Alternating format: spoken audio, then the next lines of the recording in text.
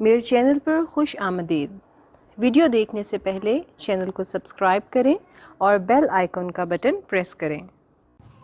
بسم اللہ الرحمن الرحیم۔ السلام علیکم ویورز۔ وجید نظامی کے نام سے ایک رائٹر ہیں، شاید کوئی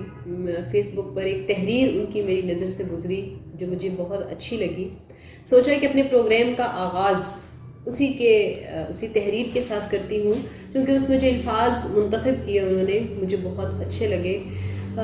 اصل میں بات یہ ہے کہ جب بھی انسان کا دل دکھتا ہے، اس کی روح تک اس کی تکلیف کے اثرات جاتے ہیں، تو پھر اس کی زبان سے ضرور اظہار ہوتا ہے۔ اور جب معاشرے میں بہنوں بیٹیوں کی عزتوں کے ساتھ کھیلا جاتا ہے، تو پھر کوئی بھی شخص جو کہ باضمیر ہو، جس کی روح زندہ ہو، جس کا اندر زندہ ہو، تو پھر اس کی زبان سے ایسے الفاظ نکلنا لازمی ہو جاتا ہے۔ وہ تحریر کچھ اس طرح سے تھی کہ میں نوحہ لکھنا چاہتا ہوں ایک ایسی عورت کے لیے، اس عورت کے لیے کہ جس کی عزت کو ہمیشہ پامال کیا جاتا رہا۔ میں نوحہ لکھنا چاہتا ہوں اس عورت کے لیے کہ جب وہ عورت بازار سے گزرتی ہے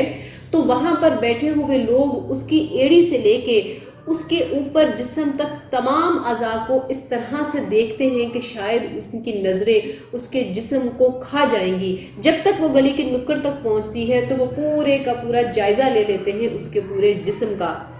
پھر وہ لکھتا ہے کہ میں نوحہ لکھتا ہوں اس 8 سالہ بچی کا کہ جس بچی کے ساتھ اس کی سہیلی کھیل رہی ہے، لیکن اس کا باپ جو ہے اس اپنی 8 سالہ بچی کے ساتھ کھیلنے والی سہیلی کو اس طرح سے دیکھتا ہے کہ جب یہ بڑی ہوگی تو پھر اس کے اعضاء کس طرح کے ہوں گے، کتنے خوبصورت ہوں گے۔ وہ باپ یہ بھول جاتا ہے کہ اپنی بیٹی بھی اس کی اسی عمر کی ہے۔ پھر وہ لکھتا ہے کہ میں نوحہ لکھتا ہوں اس لڑکی کا کہ جس لڑکی کو بیاہ دیا جاتا ہے اس چھوٹی سی عمر میں کسی ایسے شخص کے ساتھ جو کہ اس قابل نہیں ہے، جو ادھیڑ عمر ہے، جو اس بچی کے ساتھ سوٹ نہیں کرتا، جو اس بچی کا حق نہیں رکھتا کہ اس کے ساتھ اس کا نکاح کیا جائے، لیکن اس کو اس کے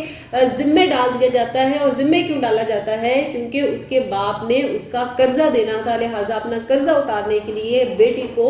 بھیڑ چڑھا دیا جاتا ہے۔ پھر وہ کہتا ہے کہ میں نوحہ لکھتا ہوں اس عورت کا، اس آسماں جہانگیر کا جس نے اپنی ساری زندگی عورتوں کی عزت کے لیے آواز اٹھانے میں گزار دی، ان کے لیے، ان کے حقوق کے لیے آواز اٹھانے میں گزار دی، اور جب وہ اس دنیا سے چلی گئی تو ان کو لقب دیا گیا کہ وہ ایک گندی عورت ہے۔ وہ کہتا ہے کہ میں نوحہ لکھتا ہوں اس گندی عورت کے لیے۔ پھر آگے کہا جاتا ہے کہ میں نوحہ لکھتا ہوں اس عورت کے لیے کہ جو سفر کرتی ہے اور سفر کرنے کے دوران اس کے بچوں کے سامنے اس کا ریپ کر دیا جاتا ہے، اور اس کے بچے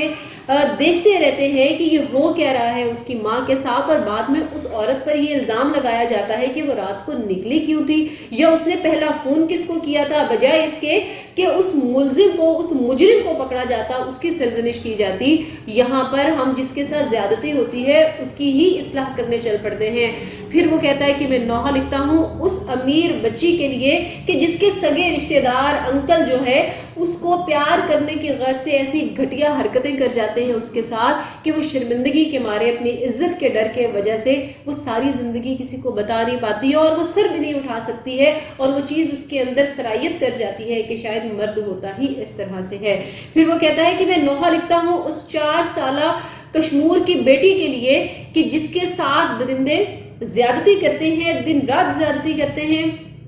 اور اس کو مارتے ہیں، پیٹتے ہیں، اور اس معصوم کی زندگی کے ساتھ ایسے کھیلتے ہیں کہ جیسے اس کو مسل کر رکھ دیں گے۔ غرض یہ کہ تمام جو ہمارے ہاں واقعات ہوتے ہیں اس طرح کے، اس میں چاہے چھوٹی بچی ہو، جوان بیٹی ہو، یا کسی کی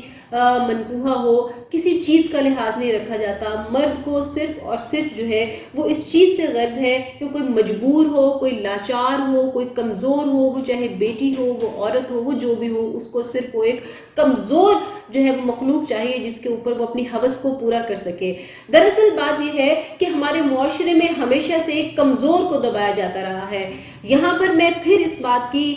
تصحیح کر دوں کہ تمام کے تمام جو مرد ہیں وہ اس زمرے میں نہیں آتے ہیں، لیکن وہ مرد جن کو اپنے اوپر قابو نہیں ہے، جب وہ تھوڑا سا ان کو موقع ملتا ہے تو وہ کسی بھی جو مجبور ہے اس کی مجبوری سے فائدہ اٹھانے سے گریز نہیں کرتے ہیں۔ وہ چاہے ان کے پاس کوئی بچی ان کو میسر آ جائے، کوئی خاتون میسر آ جائے یا کوئی ادھیڑ عمر عورت میسر آ جائے وہ کسی کو بھی نہیں چھوڑتے ہیں. ایسا کیوں ہو رہا ہے؟ اس لیے ہو رہا ہے کہ ہمارے ہاں کمزور سے کمزور تر ہوتا چلا جا رہا ہے اور طاقتور سے طاقتور ترین ہوتا چلا جا رہا ہے. یہ جو ایک گیپ ہے اس گیپ کا فائدہ جو ہے وہ طاقتور اٹھا رہا ہے اور وہ مرد جو مظلوم کا فائدہ اٹھاتے ہیں وہ ان ننھی کلیوں کو مسل کر رکھ دیتے ہیں. وہ ان چھوٹی چھوٹی جو ننھی کلیاں ہیں کہ جنہوں نے اپنی زندگی میں کچھ دیکھا بھی نہیں, جن کو یہ بھی نہیں پتا کہ یہ ریپ ہوتے کیا بلا ہے, اس زیادتی کو کیسے بیان کرنا ہے, یہ تمام باتوں سے انجان وہ ننھی منھی کلی جب بڑی ہوتی ہے اور اپنی زندگی گزارنے کے لیے آگے بڑھنے کی کوشش کرتی ہے تو معاشرہ وہاں پر بھی اس کو روک دیتا ہے اور معاشرہ وہاں پر بھی اس پر یہ قدغن لگا دیتا ہے کہ تم کون ہو, تمہارا تو اس معاشرے میں جینے کا کوئی حق نہیں بنتا, تمہارا اس معاشرے میں زندہ رہنے کا کوئی حق نہیں ہے. چاہے وہ بچی ہو یا بچہ ہو جس کے ساتھ بھی یہ زیادتی ہوتی ہے ہمارا معاشرہ اس سے یہ حق چھین لیتا ہے, ہم اس کو اس دنیا میں عزت کے ساتھ جینے کی اجازت نہیں دیتے ہیں. تو ضرورت اس امر کی ہے کہ ہم سارے کے سارے لوگ مل کر اس زیادتی کو ختم کرنے کی کوشش کریں, ہم سب اس پر آواز اٹھائیں اور اپنی بہنوں بیٹیوں کی عزت کو محفوظ کریں. Thank you very much.